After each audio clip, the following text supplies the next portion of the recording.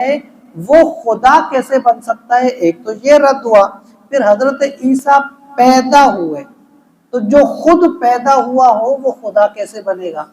یہ بھی۔ اور دوسری چیز فرمائی کہ اس میں فَمَن يَمْلِكُ مِنَ اللَّهِ شَيْئًا إِنْ أَرَادَ، اللہ نے فرمایا کہ اگر اللہ یہ چاہے کہ وہ عیسیٰ ابن مریم کو ہلاک کرے، کوئی بچا سکتا ہے؟ تو جس کو موت آئے وہ خدا کیسے ہو سکتا ہے؟ اور فرمایا اس کی ماں کو بھی، تو ماں کا ذکر اس لیے کہ ماں کس کو پیاری نہیں ہوتی؟ ماں تو سب کو پیاری ہے نا۔ اللہ نے فرمایا کہ اللہ چاہے تو اس کی ماں کو بھی موت دے دے، وہ اپنی ماں کو نہ بچا سکے، وہ خدا کیسے ہو؟ تو یہ انکار ہے کہ حضرت عیسیٰ کو جو لوگ خدا مانتے ہیں، ایک ذریعہ نہیں کئی طرح سے وہ خدا رد ہو گیا کہ حضرت عیسیٰ علیہ السلام اللہ کے نبی ہیں، خدا نہیں ہیں۔ اور دوسری چیز فرمایا اللہ نے وَلِلَّهِ مُلْكُ السَّمَاوَاتِ وَالْأَرْضِ وَمَا بَيْنَهُمَا، زمین و آسمان بھی اللہ کے ہیں، جو کچھ اس میں ہے وہ بھی اللہ کا ہے۔ اس سے مراد حضرت عیسیٰ بھی تو زمین و آسمان کے درمیان ہے، وہ بھی اللہ کے ہیں، تو وہ اللہ کے بندے ہیں۔ اور حضرت عیسیٰ نے قرآن مجید میں خود ہے، قرآن مجید میں ہے کہ حضرت عیسیٰ نے خود کہا قال انی عبد اللہ، کہ میں اللہ کا بندہ ہوں۔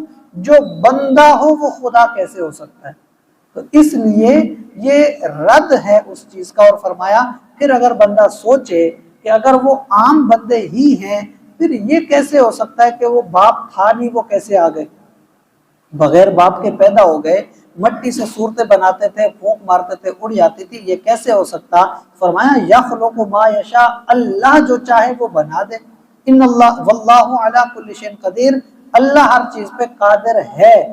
اللہ قادر ہے، جس کو وہ جو شان عطا کرے اس کے اوپر اعتراضات نہیں کر سکتے۔ تو حضرت عیسیٰ علیہ السلام کی شان یوں بیان کی، اور اسی سے نقطہ یہ ہے کہ اللہ نے حضور علیہ السلام کو جو شان عطا کی ہیں، تو ہم کون ہوتے ہیں کہ حضور کی عظمتوں پر کلام کریں؟